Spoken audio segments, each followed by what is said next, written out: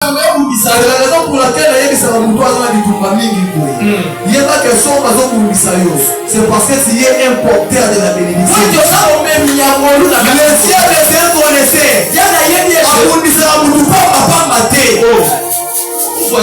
on ne te trompe pas. Tu n'es pas malheureux. Tu n'es pas malheureux. Tu n'es pas maudit. Mais c'est les promesses de Dieu dans ta vie qui t'attirent le combat. C'est les promesses de ta vie qui t'attirent le défi. La bénédiction de Dieu c'est comme un cycle. Cela va logiquement attirer le fruit. Si et seulement si tu ne connais pas comment la conserver dans cette vie. C'est ça le plus grand problème. Qu'est-ce qui ne va pas? Je te dis ceci. Adam était dans les jardins. Il avait des grands projets pour eux. Mais les gens ne connaissaient cela. Il est venu leur mentir. Pas détourner comme on a prêché. Alors l'esprit d'empêchement, soit il va empêcher à ce que la bénédiction t'atteigne, soit il fera de son mieux à ce que tu sois détourné des projets. Enfin, on est puissant. Et encore si ça va vous péter, ça vous semble. Amen. Au bout du monde, on a beau aller à la ranga, il va objectif n'a pas il a pour objectif de te laisser bloquer dans un seul endroit. Pour l'atteindre, il accomplit des tâches. Soit il part rencontrer en avance ta bénédiction. Pour empêcher cela de t'atteindre. Et s'il voit que cette bénédiction est résistante, il va sortir de tourner les mots. C'est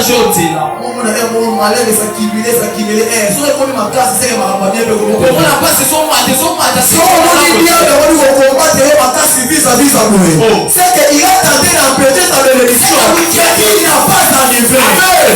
Je suis venu annoncer. Toi qui vois les malheurs de ta tombe, tu dois gagner dans ta saison de bénédiction. Toi qui vois la gloire, les malheurs s'accumulent. Priez à ta période. Priez à la gloire.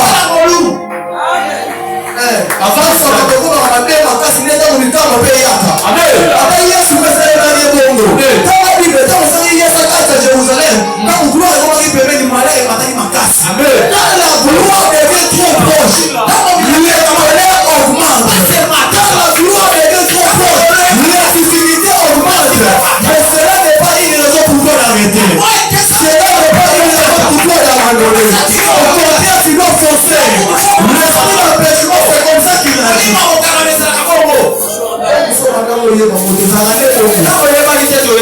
Tu dois comprendre les offices de l'esprit d'empêchement.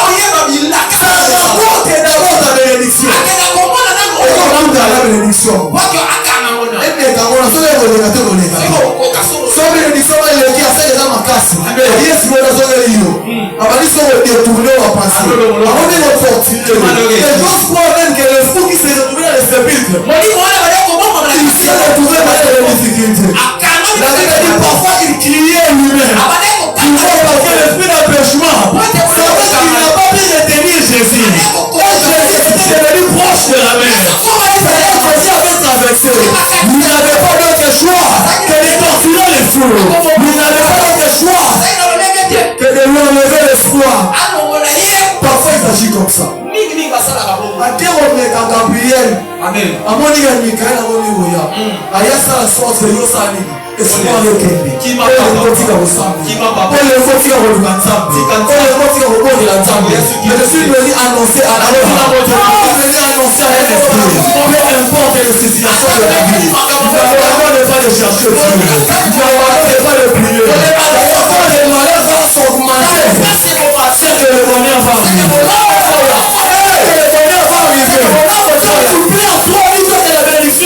Amen. Quand tu te lamentes, la bénédiction est proche.